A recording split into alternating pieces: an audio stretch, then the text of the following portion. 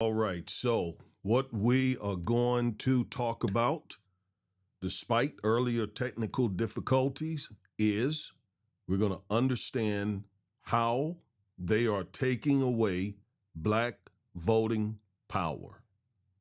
How they're taking away black voting power.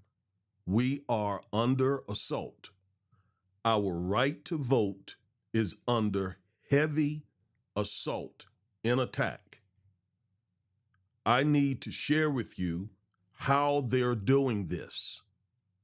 I need to show you how they're doing this using the law, how they're using the law to attack our voting rights. I must share this information with you. So stay with me right after this message.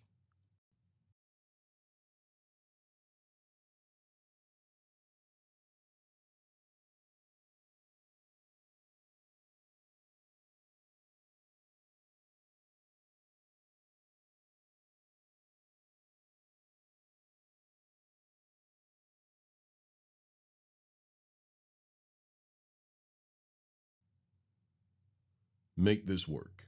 All right. Just let me know in the comments if you can hear me. That's the most important thing. Can you hear me?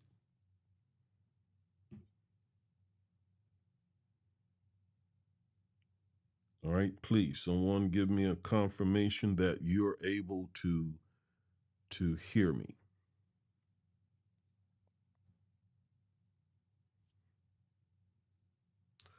We're going to talk about understanding right. Okay, got a message. No sound on the introduction music. I got that, but what about hearing me? Do you hear me okay?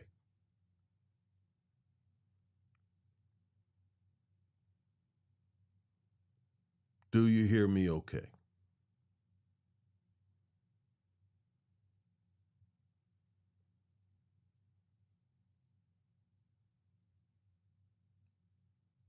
Okay. All right. So I got two yeses. Very good. Excellent. I sincerely apologize for the technical issues. We typically don't have those, and wow. But you're going to get this work. You're going to get this information. I got some information to share with you that is extremely important for the African American, Afro or African American Black community. Very, very important information. All right. All right. Very good. I got confirmation from Miss Peggy Lopez that I'm being heard well on YouTube, and I think I'm being heard also on Facebook. That's what matters. So, how are they taking away black voting power? How is that happening? How are they using the court system and the state legislatures? How are they using both to take away black voting power? Well, there are two things that they're using. All right. They're using voter suppression and they're using racial gerrymandering. Voter suppression, which takes away our ability to vote, and racial gerrymandering takes away our voting power or our voting strength. Two different things. They attempt to accomplish the same thing, that is to silence our voices, but those two different methods work two different ways. Again, voter suppression, that's those laws back in the 60s. It was poll taxes and grandfather clauses and counting jelly beans in a jar. That was to prevent black folks from voting. Well, in addition to that, nowadays are the racial gerrymandering methods that they're using. And it's the racial gerrymandering methods that they're using that I want to talk about today, because there is a case that has been in the court system out of the state of Alabama that is an extremely important case, not just for Alabama, but for Black voters across the country. And I'm going to explain it to you today why this case is such an important case. Okay, such an important case. So hopefully technology will work with us going forward. So let's begin to get into this. Okay. Now I'm going to change screens, or at least that's what I want to do here. I want to change screens. Okay, that worked good. All right, very good. So we're going to look at an Alabama case. We're going to look at an Alabama case that could have national implications, national consequences. All right, here's some background facts. Alabama violently imported many Africans from their homeland and brutally enslaved them. Now, I'm going back and giving you some context about the state of Alabama, about the South generally, okay? I need you to understand contextually what it is that we are confronted with here, all right? So Alabama is one of many states in the South that imported Africans from their homeland and then brutally enslaved them and under the law made them chattel property, essentially. Now, Alabama fought in the Civil War to preserve the institution of slavery. So I'm trying to establish that Alabama is no friend to African American people. It brought Black folks over here from Africa and enslaved those Black folks. And then it fought in the Civil War to preserve the institution of chattel slavery. 45% of Alabama's population in 1866 were enslaved Africans, and their work was the basis of Alabama's economy. So 45%, almost half the population in the state of Alabama in 1861, just a few years before the Civil War began, Blacks, Africans, made up almost half the population of the state of Alabama. Now, after resisting the abolition of slavery, Alabama fought hard to preserve de facto slavery through Jim Crow or Black Code laws. All right, let me explain that. So when the 13th Amendment abolished slavery, the 14th Amendment gave us citizenship and due process and equal protection rights. Then the 15th Amendment was added, which also basically said that our right to vote should not be abridged. Later on, the Voting Rights Act was passed about 150 years later because the 15th Amendment just saying that our right to vote should not be abridged had no teeth whatsoever. So the Voting Rights was later, the Voting Rights Act of 1965 was added later to give teeth to the 15th Amendment. All right. So although slavery had been abolished by the 13th Amendment, Alabama was one of those southern states that still fought to keep African Americans basically enslaved, but by another name. And so Alabama passed Black Code laws, Jim Crow laws, to essentially keep the newly freed Africans in the same situation they were in during slavery, right? No longer chattel property under the law, now citizens, but second-class citizens, even third-class citizens, okay? Alabama was a part of that regime along with Mississippi, Louisiana, South Carolina, Georgia, Florida, those southern states. Now, prominent in Alabama's Jim Crow laws were efforts to stop African Americans from exercising their 15th Amendment right to vote using voter suppression. And remember, I said voter suppression are the efforts that the states use to take our right to vote away from us. Whereas racial gerrymandering, and I'm going to talk about that in just a moment, is intended to dilute our voice, our votes, and you could say our voice.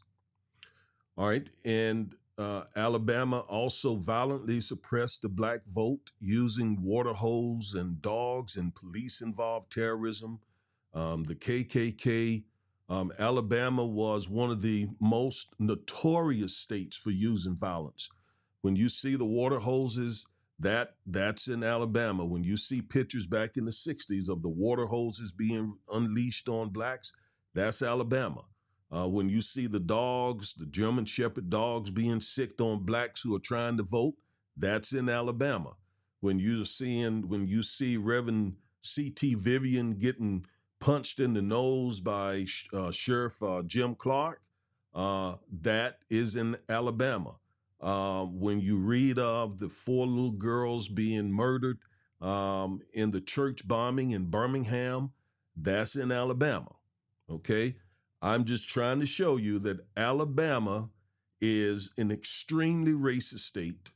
It is a Confederate state, and they have fought hard to prevent us from voting. And that fight continues up until this moment. They never stopped. They never gave up. They never relented in their efforts to keep us from voting. Alabama's defiant commitment to the Confederacy and anti-blackness is blatantly articulated in its state flag, which obviously resembles the Confederate flag. So anybody looking at this flag know that it is basically established on the Confederate flag. You don't see the bars and stars and the colors are different, but it's still the Confederate flag. This is literally Alabama's state flag right here. That tells you a lot. That speaks volumes. Okay? So today, rather than using dogs, water holes, church bombings to stop blacks from voting, Alabama state officials attempt to dilute the black vote using a practice called racial, or a practice called gerrymandering. Gerrymandering is a process of drawing voting districts using new census population data. So, every 10 years, the U.S. Census Bureau does its population determination. Try to see how many people in the country, try to see whether or not, a state has grown or has decreased in population. And once that information is ascertained, that information is given to state legislatures and they have to draw their voting maps. And their voting maps are based on whatever the U.S. Census says about their population. And by the way, that tells you when the census does its 10-year assessment, population assessment, it's extremely important that we participate, right? Don't, close the door on the census worker. Answer those questions so that they will have an accurate number of African Americans in your state. Because if your state's population decreases, then that's going to or could result in your state having less representatives in Congress. And if it has to decrease those representatives, chances are it will be a representative from a majority black district. All right, so it's very important that you participate in the Census Bureau when they're doing their population count. So again, gerrymandering is a process of drawing voting districts using new census population data. Racial gerrymandering, therefore, occurs when states draw voting districts to dilute the voting strength of a particular race, for example, African Americans. So when they draw those maps up, because the GOP control many of those southern states, in fact, all the southern states, right? I think every one of them is controlled by the GOP. They draw maps to give Republicans the advantage. to give, let me be more specific, to give whites the advantage and to disadvantage blacks. And that's precisely what happened with Alabama. And by the way, that happened here in Texas. That also happened in North Carolina. That happened in Florida. That's why I'm talking to you about this, because again, our voting rights and power are under assault by the GOP. We go to work every day as African-American people. We work hard, we go to work, we come home, we watch the game, we do what we do.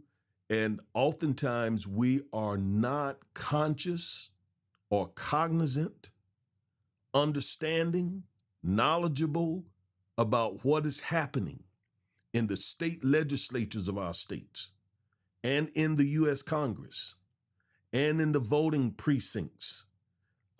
They are viciously attacking our voting rights. Viciously.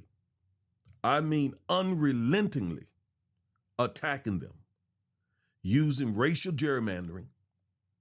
But also, let me digress a moment and talk about how they also use the U.S. Supreme Court. I'll come back to this screen in just a moment. But let me share with you what happened in 2013. Let me get a little water. 2013.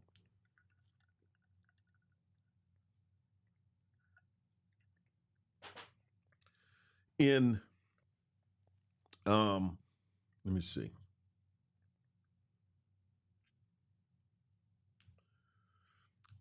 Let me share this with you, and then I see that I got it scheduled I'm scheduled to talk about it here in about 10 or 15 minutes. But let me just go on and give you this information. So in 2013, the U.S. Supreme Court handed down an extremely important case. Shelby County versus Holder. Shelby County versus Holder. And in that case, the U.S. Supreme Court essentially gutted the Voting Rights Act of 1965. Now, let me explain how they did so. And let me explain the purpose of the Voting Rights Act, because it's the reason why we're seeing all the racial gerrymandering now.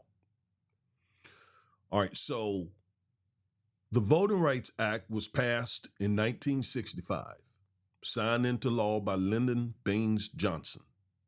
Shout out to President Johnson for signing that law, for signing that piece of legislation into law. Okay. Now, there are two sections, or there were two sections, still are, but one has been invalidated, and they're trying to invalidate the other one with this Alabama case. But there are two sections in particular that are extremely important in the Voting Rights Act. That's Section 2 and Section 5. Now, let me talk about Section 5 for a minute.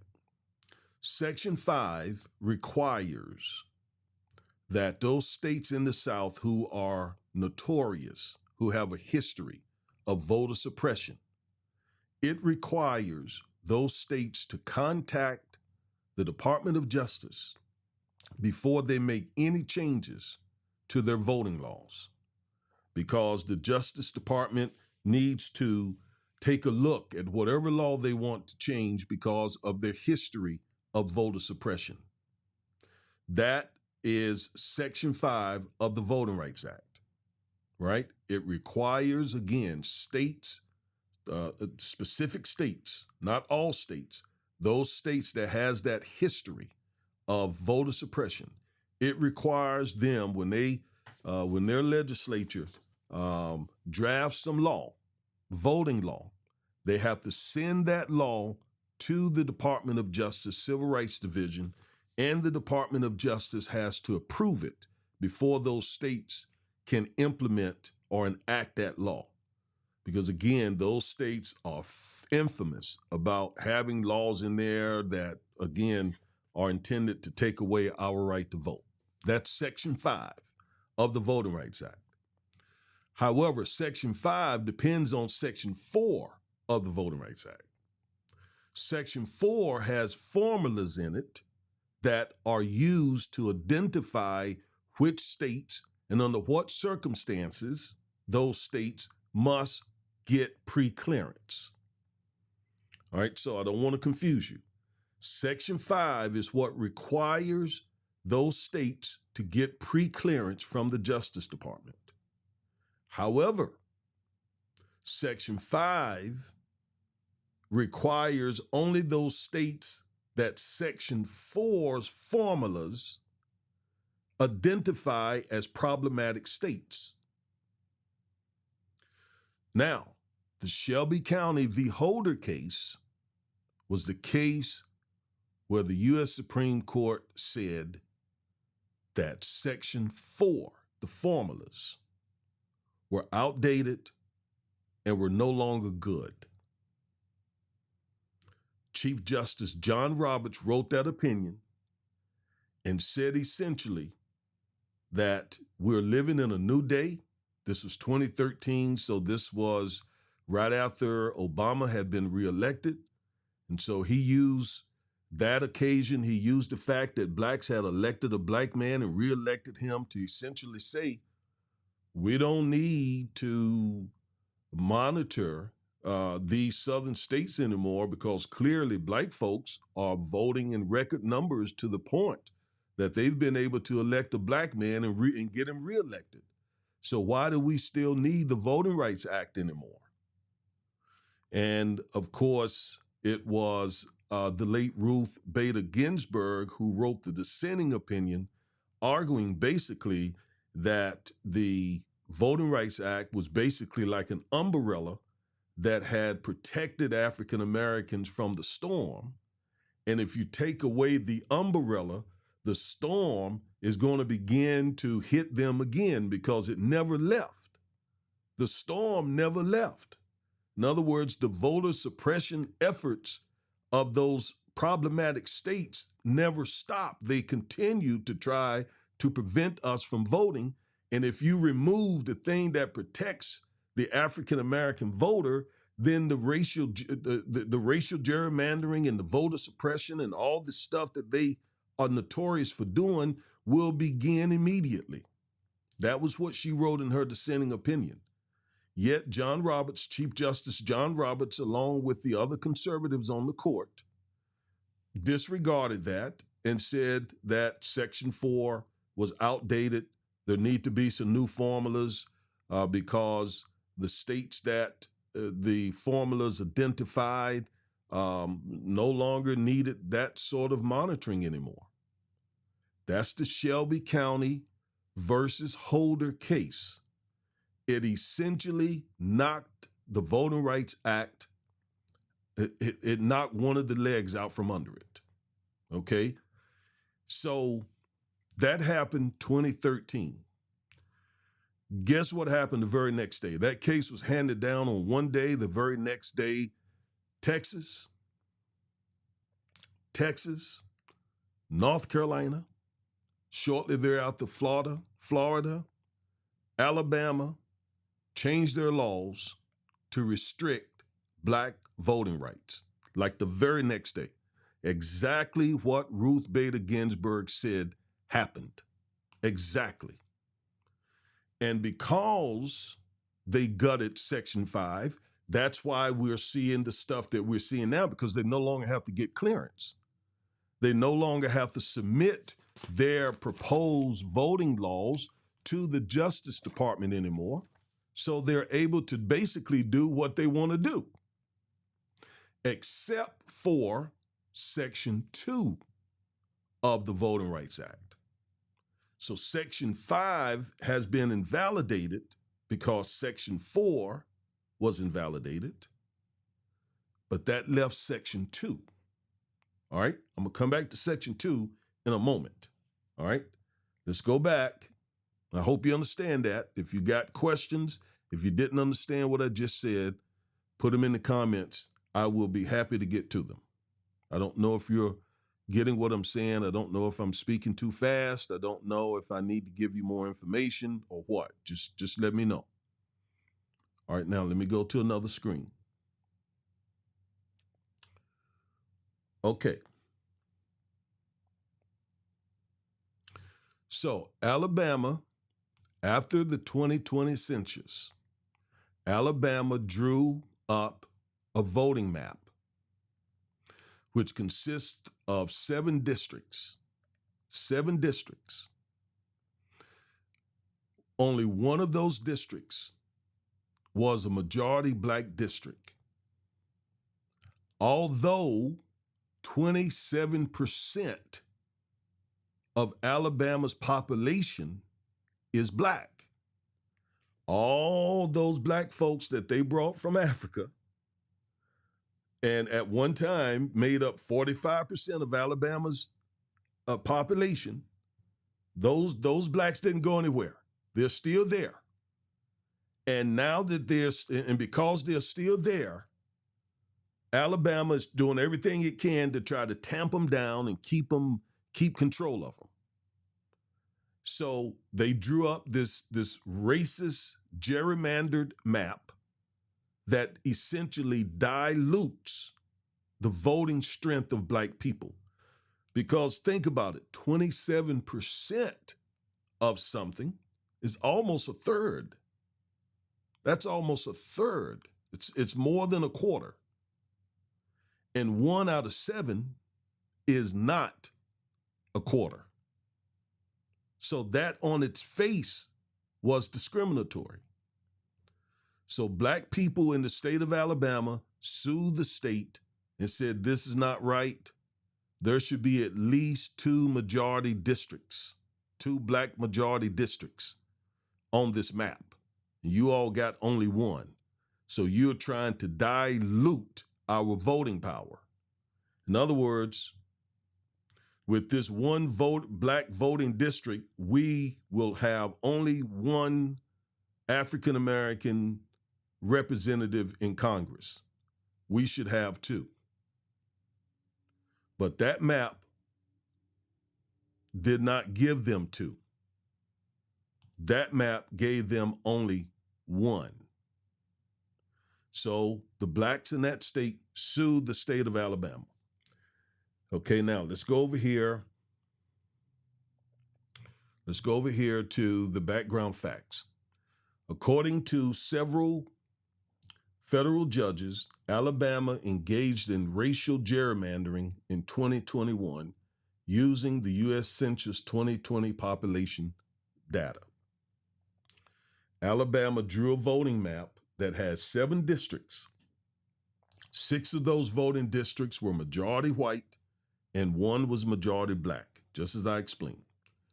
The federal judges found this map likely violated Section 2. Remember, Section 5 is invalidated at this point because the court invalidated Section 4. Section 5 can't work without Section 4, basically, because Section 4 tells Section 5 which states that it needs to require preclearance. So when the court got rid of Section 4, it essentially got rid of Section 5, the preclearance clause of the Voting Rights Act.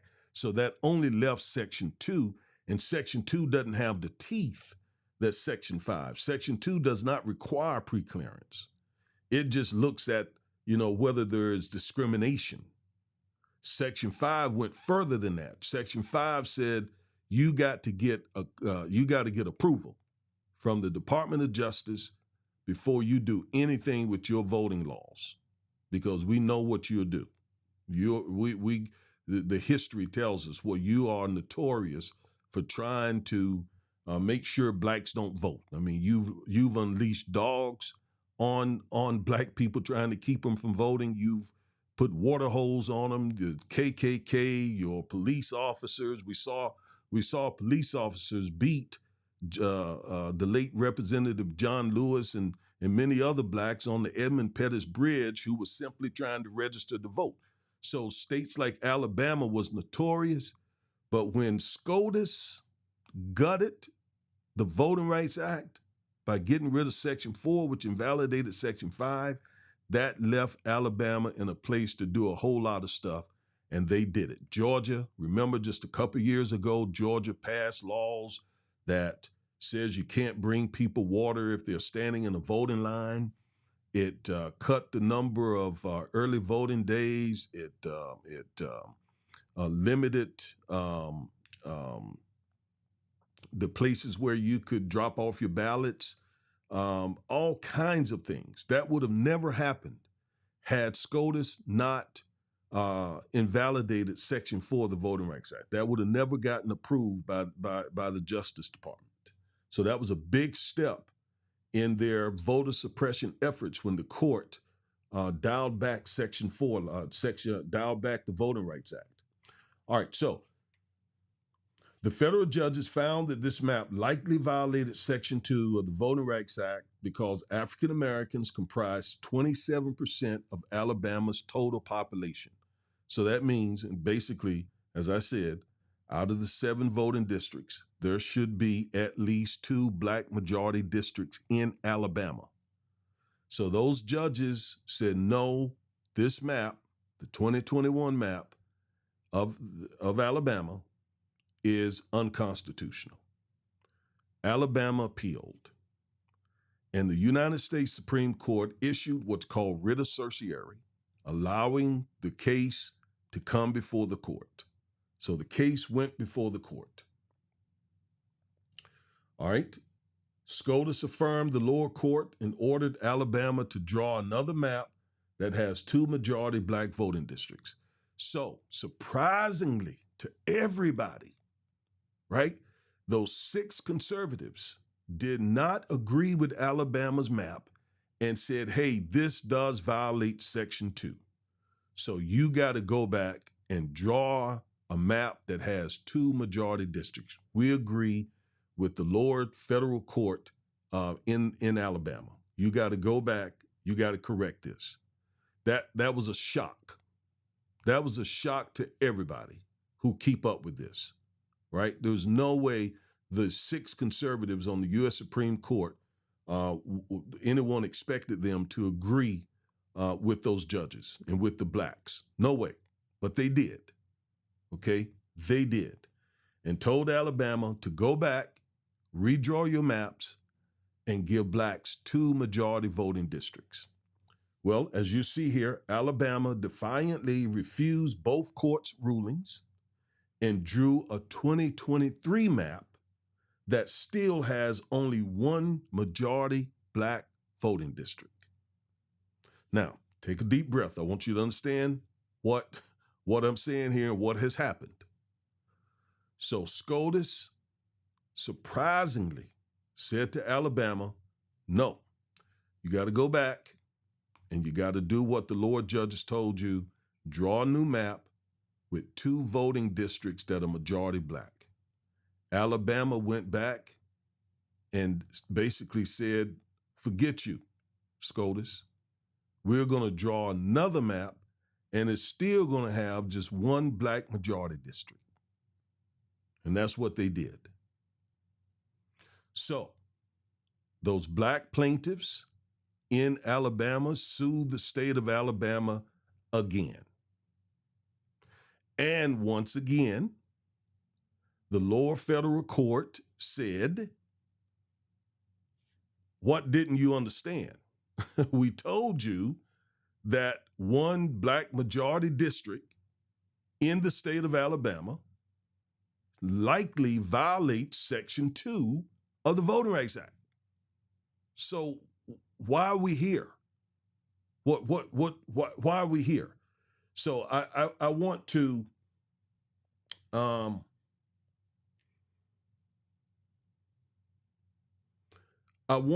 now look at the case a little bit here. There's some language in here that I want you to see. All right, let me pull it up. Let me try to pull it up. If everything works the way it should work. All right, everything works the way it should work. I want to pull up this case, and I want you to read some of the language.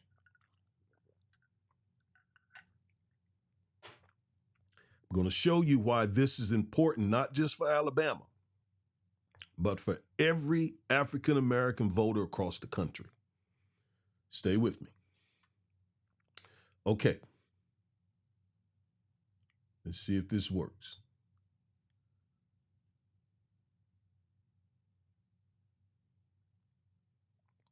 Y'all just forgive me. I'm the presenter, the producer, and everything. Okay, so I'm doing the best I can. Wow, it doesn't look like it is going to work for me. But there's another way to skin a cat. Just hang on.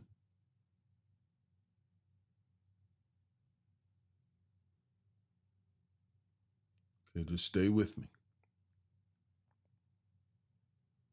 This might do it. No, it didn't. So let me try something else. Let me try something else.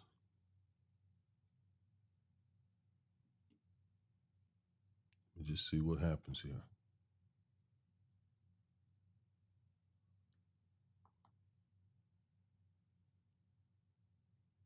Don't you go anywhere.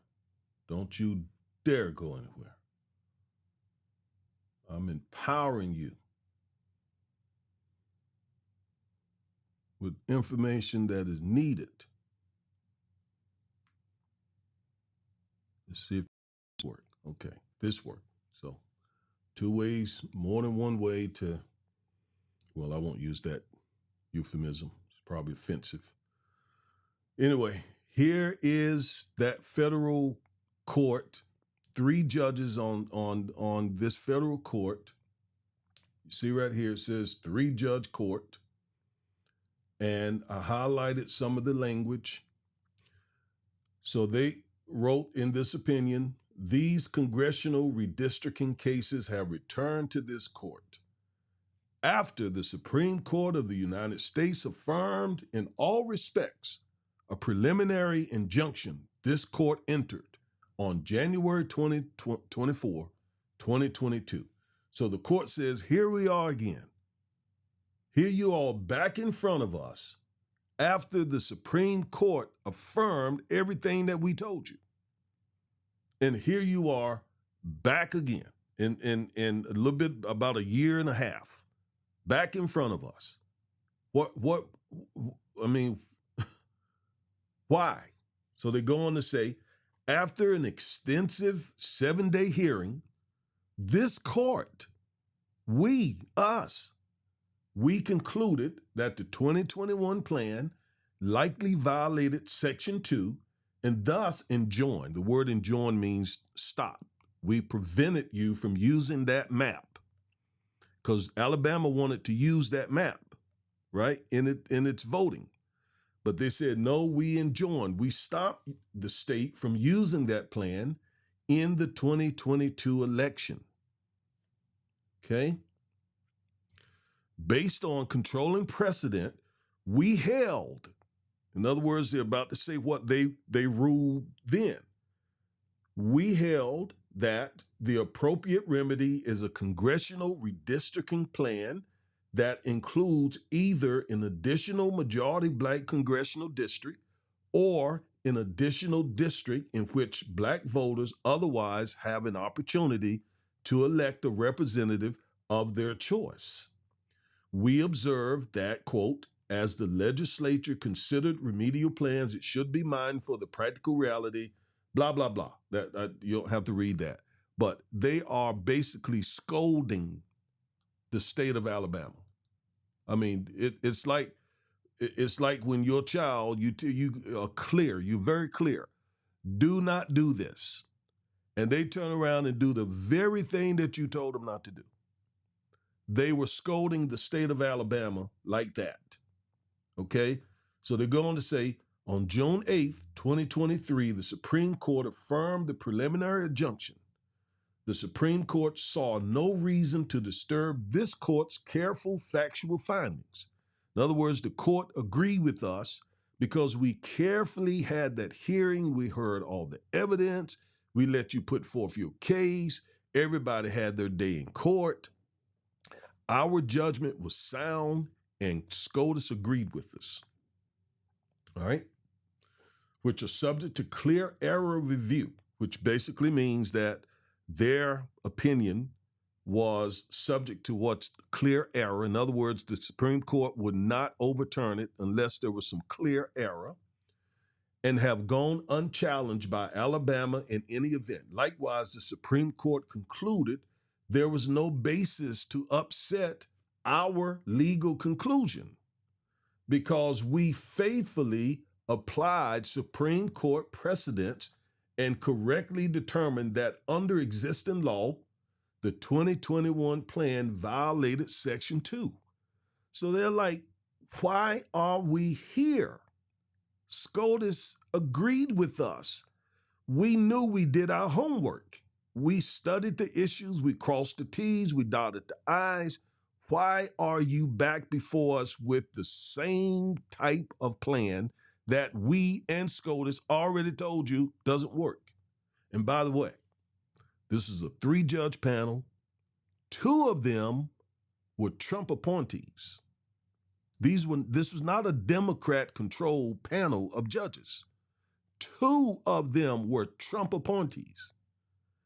And even they said, no. This is pure racial gerrymandering.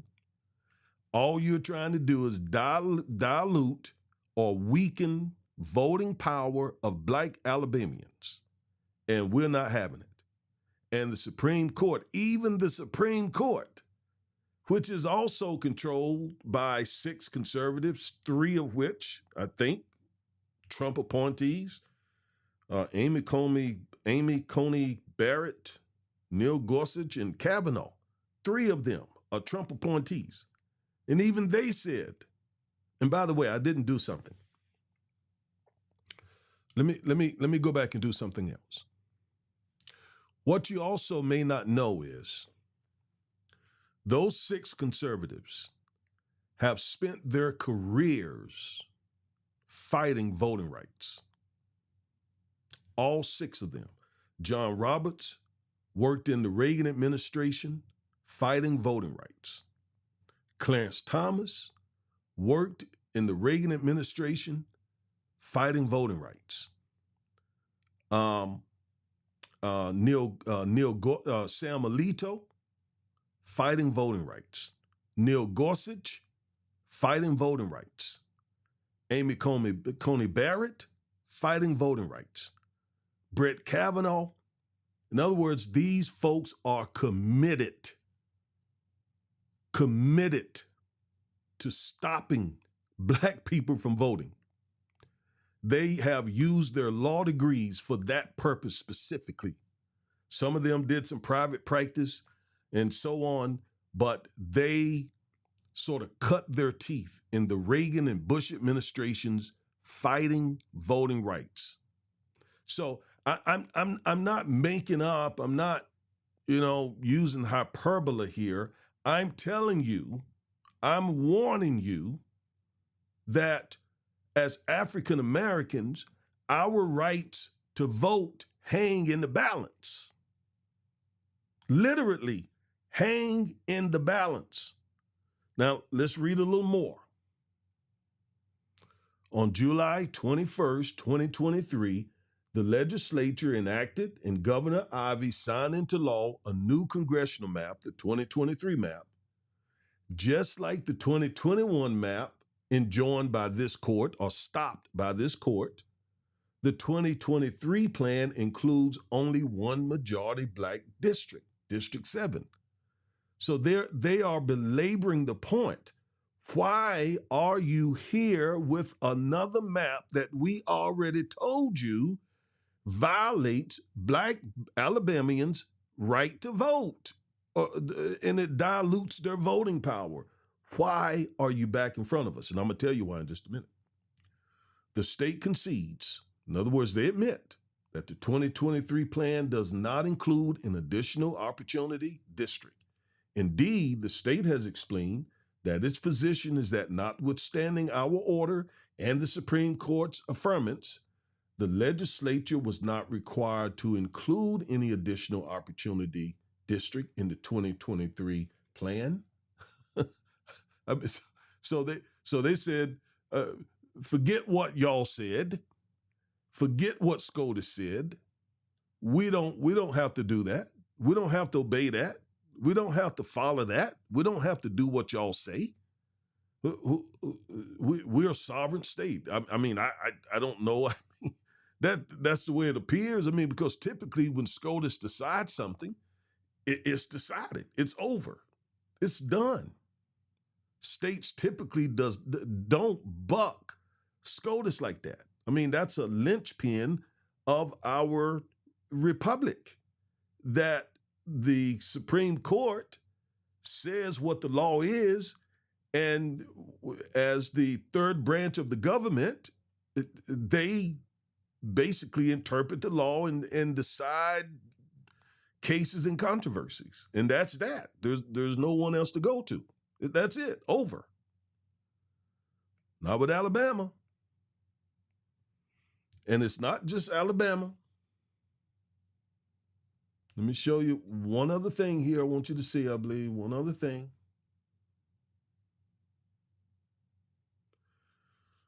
We have reached these conclusions only after conducting an exhaustive analysis of an extensive record under well-developed legal standards, as Supreme Court precedent instructs.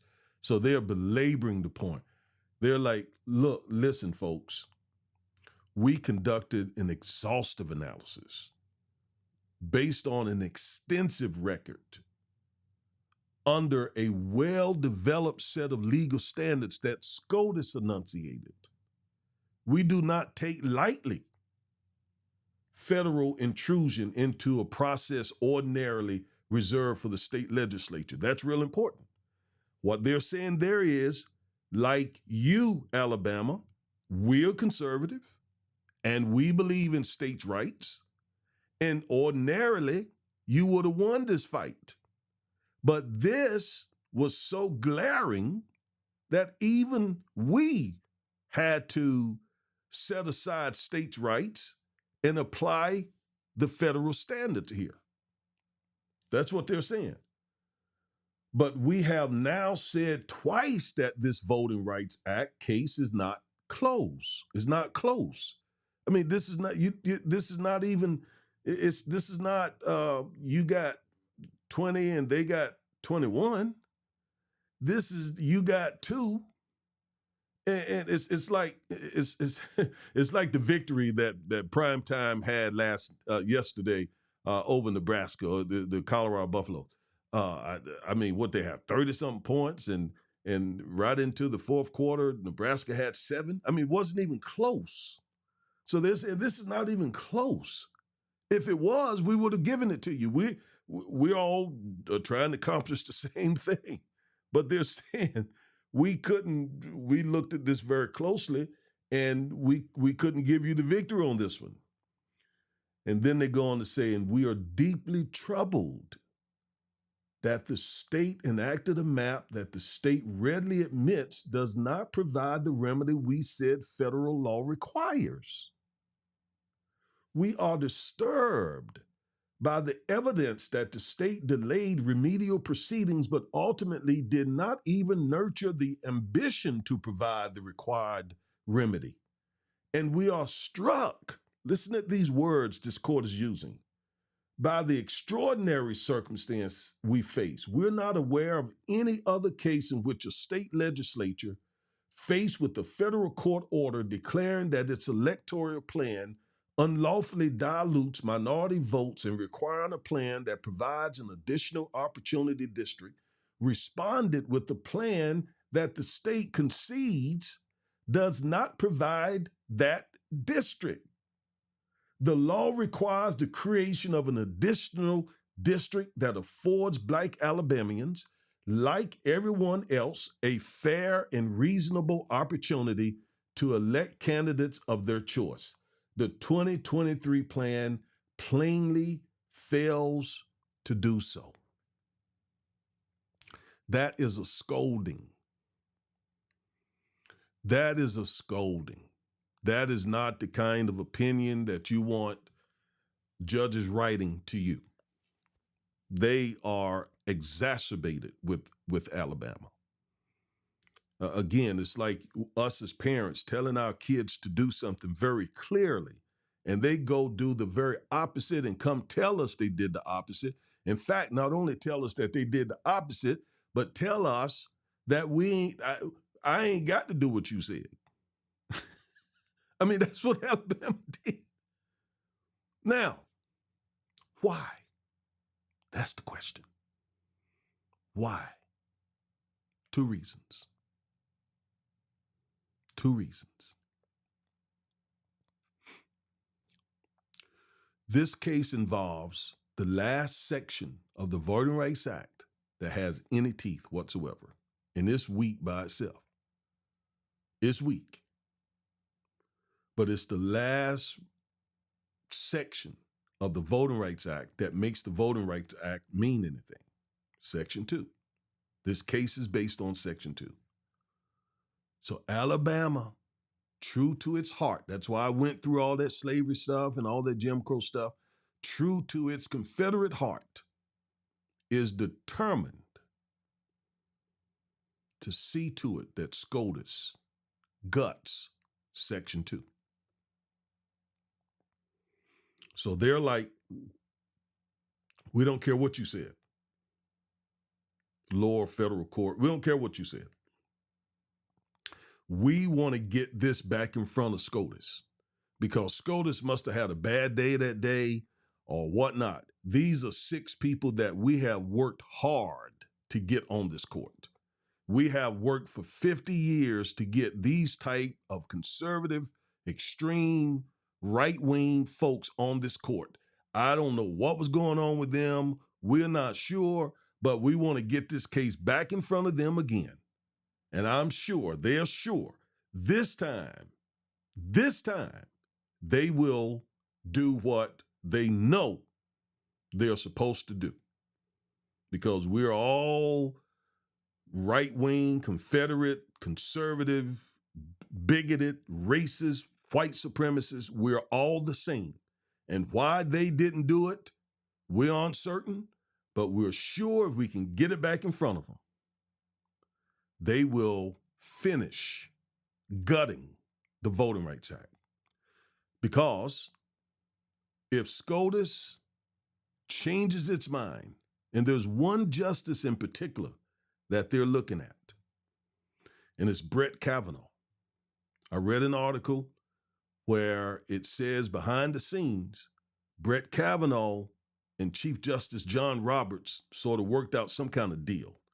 I guess they didn't want to completely just yet gut the Voting Rights Act in the same term that they gutted affirmative action. So they're like, that's a bit too much because everybody already think that we're a bunch of right-wing extremists on the court here. We're political and so forth. So we probably shouldn't do it yet. We're going to do it. It's going to get done. But it's probably not a good idea to do it in this term. So Alabama is just hell-bent on getting this case back in front of SCOTUS because it's like we don't know what was going on with you all at that time, but we're certain that you all will do the right thing this time because this is what we've all worked for, getting rid of the Voting Rights Act. Because the Voting Rights Act is the reason why we had a black president elected twice and now a black female president. And it all came about because of the Voting Rights Act. And we got a case here in front of you that will enable us and enable you to get rid of the last little piece of the Voting Rights Act and you didn't do it. We got to get this case back in front of you. We don't care what those lower judges said. We want to get this back in front of SCOTUS. And in this article that I read, they seem to think and have had some back channel communications through a friend of a friend of a friend with Justice Kavanaugh, who is now willing to re-look at this and, and this time it could go completely different. And if so, the opinion will likely totally invalidate Section 2. If they look at this again, and I'm telling you right now, Section 2 will be invalidated by this court. If not with this Alabama case, with some other case, because they're not quitting. These states are not quitting. Not only these states, these conservatives, they're not quitting. They're going to keep coming and coming and coming and coming until they got the Voting Rights Act completely gutted. And all that remains is Section 2. Now, by the way, Congress can fix the problems with Section 4 that Chief Justice Roberts said Section 4 has. Congress, in fact, he told him in the opinion, this is up to Congress to fix this. And Congress has done nothing. There have been bills that have passed the House, but the Senate, which has been controlled by, or at least has enough conservative Republicans to stop, to prevent the Senate from approving any of those laws, like the John Lewis voter. I forgot the exact name. The John Lewis Voter Restoration Act, I believe. That was the whole purpose of the John Lewis Voter Registration Act. All right, to fix Section 4. So Congress can fix Section 4, right? But the thing is, just getting it through. And doesn't all this tells you that elections matter? How did Trump get the opportunity to put 3 folks on the court? Because one of the reasons is because he was elected president, and some of that was because either some black folks voted for him or others didn't vote. And for the record, I'm not a Democrat. I'm not a Republican. I'm an independent voter. I'm not a partisan. But I, with a passion, abhor white supremacy. I abhor white supremacy because I know, we know what white supremacy is all about. We have 400 years of what racism and white supremacy has done to our ethnicity. So I abhor it. I fight it every day. So that's why I'm so adamant and passionately against this Republican Party, this GOP, these conservatives, because they're extremists. So Congress can get this done, but even then, you all, let's say Congress was able to get something passed. Then what are they going to do? They're going to sue and get it right back in front of the court again. And the court is probably going to find the new formula violates the Constitution. Because it's not really about whether it violates the Constitution. It is about white fear. White fear. Fear of changing demographics in this country.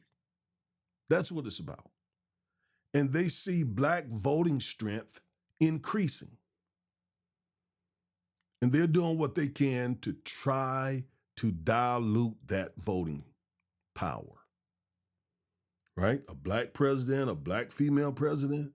What's next? They're taking over the country. That's how Donald Trump was elected in the first place. Because white people, saw the handwriting on the wall. We got this black man what they're taking over this country. So what did John Roberts do? He gutted the Voting Rights Act. You see? So they are certain, Alabama's certain, we just need to get this back in front of SCOTUS. we know they'll do the right thing. We've all been committed. I mean, they've all worked together, right? As lawyers, they were all colleagues in the Reagan administration and the Bush administration, and so they're buddies. Again, I think that John Roberts and Brett Kavanaugh just basically said, I think they thought it would be just too much to gut the affirmative action programs and the Voting Rights Act in the same term. And by the way, I can't talk about this without talking about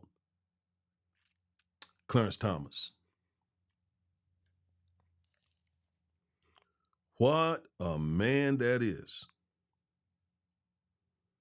For 30 years, he has been on that court, voting with white conservatives 99.9% of the time, hurting black folks left and right politically. It's just amazing. And, he said, I've read a couple of his books, and he says that he thinks the way he thinks because of principle, because of the way he was raised by his grandfather. Then it comes out, no, he's been getting paid by billionaires here in Texas. What? You're taking lavish trips and all that from rich billionaire, GOP, conservative, white? What? Wait, hold it. Wait, what are you doing? This is not principle. You're getting paid. Wow. Why does this matter for all of us, not just black folks in Alabama? Because if Section 2 is gutted, folks, the Voting Rights Act is dead. It's on life support now because Section 5 really gave it its teeth. Sections 4 and 5. Section 2 is so bland. So it's on life support as it is. If this case gets back in front of, if Alabama's case gets back in front of SCOTUS and they flip and give Alabama what they want and say, yeah, okay, your map is okay. Your map that has one black voting district is okay for this or that reason. Then Section 2 is over. I mean, it was already weakened by another case. I think it was in 2021, Brovanovich, the Brovanovich case where Sam Alito just took a hammer to Section 2 and hammered it. So it was weakened by that case. This one or some other one will completely get rid of it. And why does that concern me? That concerns me because then there are no guardrails to conservative extremists enacting whatever kind of law they want to enact to do away with our ability to vote at all. I mean, literally, they could say, well, you know what?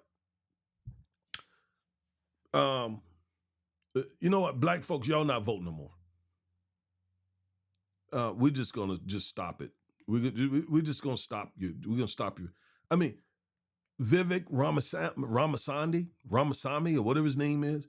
I mean, he's already talking about affecting the voting laws. I mean, they're on the campaign trail already telling us what they are due. This is really serious. This is really serious. And I read a CNN report that says more than 60% of the country favor any GOP candidate over Joe Biden. So one of these folks could be elected who has set their sights on doing everything possible, every anti-black thing possible. This anti-woke stuff that that DeSantis is doing down in Florida. That's all anti-black. When it comes to our right and ability to vote, our power to vote, as John Lewis used to say, it's almost sacred. It's almost sacred. If they take that from us, what can we do? We're back before the civil rights movement. All we'll have is the 15th Amendment that has no teeth. That's why we needed the Voting Rights Act in the first place. So we would be set back 70 years, 80, 90 years if they gut Section 2 of the Voting Rights Act. I mean, all kinds of things they could do. No voting on the black side of town. No, no ballots over there. You got to come to this side. Any number of things they could do. Any number of things that they could do that, and we know they would do it because there is a history of them doing it. Poll taxes. You got to pay a tax before you can vote. Grandfather clauses. Your grandfather had to have voted in order for you to vote. Count the beans in this jar. Who was the 17th president? You standing up ready to register or to vote. All right, before you can vote, who was the 16th president? Who was the wife of the 29th president? How many children did the third president?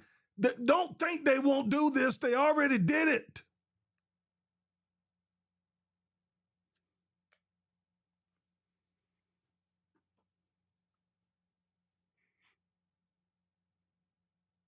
So,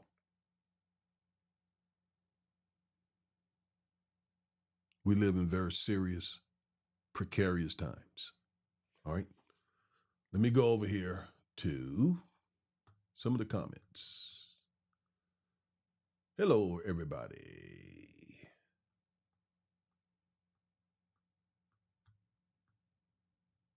Comments here from my dear darling wife, sweetheart, Antonia Corbett, and comments from Miss Peggy Lopez.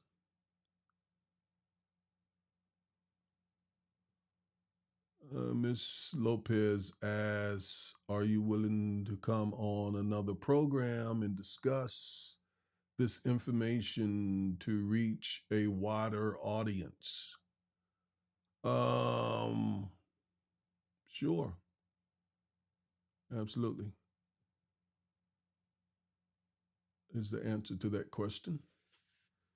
Ms. Lopez says the Supreme Court is bought and paid for by rich old white men. I agree.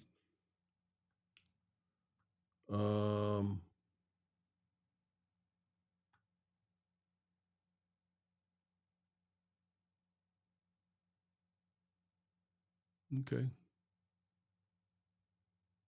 So those are some of the comments that we've gotten, and we appreciate every one of them. Ms. Lopez, thank you for commenting.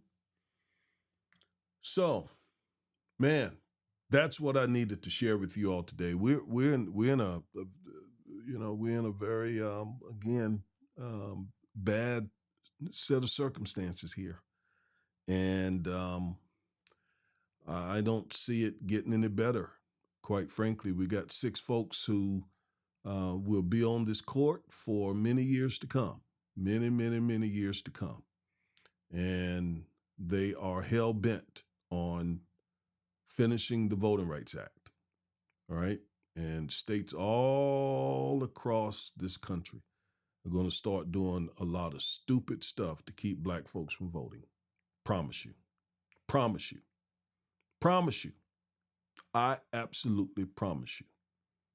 Okay? All right. So that's going to do it. That's going to do it. That is going to do it. Thank you all so much for joining me. I'm just going to keep getting the information out. I mean, that's all I can do. I'm going to keep getting it out, keep getting it out, keep getting it out, keep getting it out. All right? I'm going to keep preaching it. All right? As an attorney, I see a lot of stuff. I'm a civil rights lawyer, and I see a lot of stuff in the law that the average African American doesn't see. And so if I sound alarmed, it's because I see storms coming. Serious storms on our way. Right? And it seems like my community is not prepared for those storms. So I'm like a watchman on the tower, on the wall. Okay, saying, hey, there's a storm brewing. We need to do something. So I'm going to keep telling it and sharing it, and you keep tuning in. If you're not a subscriber, if you like what you heard, please go to our channel, subscribe, like, share, comment, click the bell so you'll get notified when we do these videos. We try to do one or two a week, at least one or two a week. I got several more coming. I'm getting ready to critique PragerU, this right-wing organization that's trying to weasel its way into Texas schools. It has already weaseled its way into, well, it didn't weasel its way into Florida school. It was invited with open arms. And you need to know, if you got, my kids are out of school. If you got small kids, middle school, elementary kids, high school kids in Texas schools, Florida schools, as an African American, you don't want them hearing the spin that PragerU tends to put on what it calls history. I'm going to be doing that video soon. And if you click the bell, you get notification of it. But anyway, thank you for tuning in, and I'm out. Peace.